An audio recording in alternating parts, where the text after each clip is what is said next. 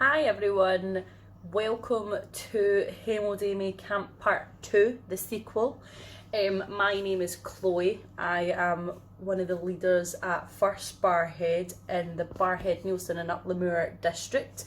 And today I am going to teach you all how to make one of my favourite sweets ever, and it's a crunchy. Okay, it's a really easy recipe. You don't need loads of ingredients and loads of equipment, but it is a little bit dangerous because it's so warm and so hot in the pot, so you might need a parent or guardian by to give you a hand. And a top tip would be to watch this video all the way through so that you don't miss any steps, and then you can follow the video when you go to make it. Okay, so these 4 ingredients are caster sugar, bicarbonate of soda, milk chocolate and syrup. What we need is some scales. You need a pot. Probably try and get a good size pot, not too small. Wooden spoon, grease-proof paper and a baking tray. So what you're going to want to do first is get some margarine or butter, and you're going to want to rub this on the baking tray. Put the grease-proof paper on top, and then we're going to put some more butter or margarine here. Not loads. All we want to do with that is make sure that our honeycomb doesn't stick to it once it's cooked. Okay? So once you have all that sitting there, we are ready to get started. So the next picture here is going to have all your quantities of everything. So feel free to pause the video so you can get all that out. To save yourself some dishes, you can put the sugar and the golden syrup straight into the pot, okay? Leave the bicarbonate soda just now, and I'll show you in 2 seconds.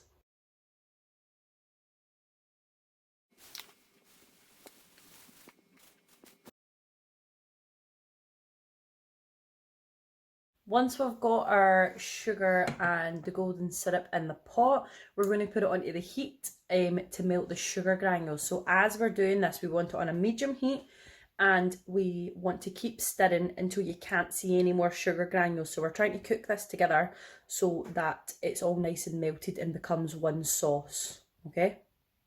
If you can hear it sizzling, it means it's up too high. So we're going to turn it down a wee bit, okay? So we want it to melt so that it's a nice sauce, but we don't want it to bubble, okay? So we're just going to keep going until it's a nice sauce, alright? We'll end up with something kind of thick like this. Don't worry, that's right. Just keep going, let it melt, okay? Keep going. Once you're happy that it's all nice and melted, what you're going to do is turn the heat up a little bit. We're going to turn it up. And what you want to do is keep stirring, and you want it to go a nice sort of darker caramel colour, okay? So we'll keep stirring. As we're getting to the stage of it being a nice sauce, it's so important that you keep on stirring.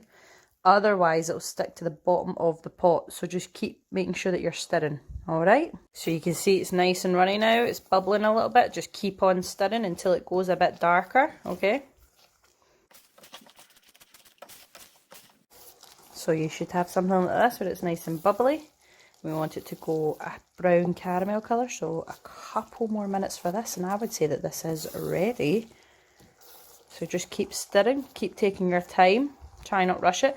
Don't put it up too high, because if you have it up too high, it's just going to burn. Okay, so this takes some time. Alright. So once you've got your caramel, what you're wanting to do is turn off the heat, super important. And then you're going to add 2 teaspoons of your bicarbonate soda, okay? As soon as you add that in, you're going to want to stir quickly but carefully, because you don't want any of that to jump up and burn you. So we're going to pour it in. We're going to keep stirring and stirring, and you're going to watch it puff up. And then as soon as that's done, really carefully, you're going to pour it into your baking tray, and we're just going to leave that to cool down. Don't put it in the fridge, because then it'll go really chewy, and we don't want that. We want it to be nice and crunchy, okay? This might be the time where you want a parent to help or a guardian to help, and that is perfectly fine. So we're going to turn this off. Okay, very important. We've got our bicarbonate soda here. We're going to put in 2 teaspoons and super quickly we're going to stir. So the science behind this is the bicarbonate soda reacts with all the sugar in the syrup and the sugar itself, and creates the air bubbles in it that you see in honeycomb. So if I stir this, you'll be able to see it. You'll see it changing colour. and it should puff up. You see that? So that's why you need a big pot. Alright. And then as soon as it's mixed in properly, we're going to lift it up and we're going to put it into our baking tray. Might not be able to see it. Can you see it rising?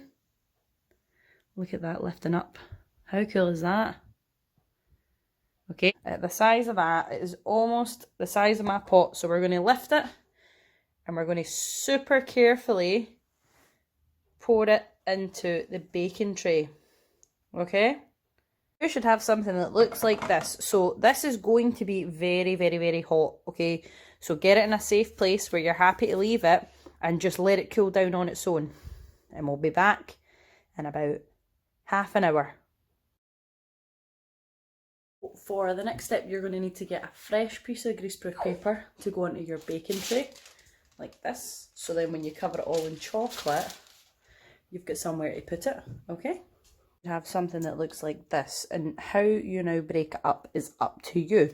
You can hit it or whatever. I'm going to use a knife, and I'm going to basically try and cut it as best I can. Again, you might want a parent or guardian to do this bit because it might be a wee bit tricky. But just go for it. It doesn't need to be even, alright? So we're going to go from this to this. So it might look a bit crazy, but that's fine. We're then going to take our chocolate and we're going to melt it in the microwave. So I would say 30 seconds. Stir it 30 seconds and that should be plenty of time. Okay? You can maybe use half of your bar to see how much you want to coat in the chocolate. And then you can always add more chocolate on later, okay? So we're going to go from this to this. Once we've got our chocolate lovely and melted, we're going to get our hands messy and we're going to basically take our honeycomb. Let's get a good bit here. Looks like a good bit. And we're going to dunk it in our chocolate. Get it nice and coated. Okay. If you have something like tongs or something, you can use them to pick it up and drain it. So if I get mine now, just pick it up, let the excess chocolate fall off. Excess chocolate, off you get, onto our baking tray, and then we're going to let that set. And then we're going to do this with all of them. And you should end up with something that looks like this. All you have to do now is let the chocolate set and then it is ready to eat. Hopefully you have enjoyed yourself today and enjoy the rest of camp.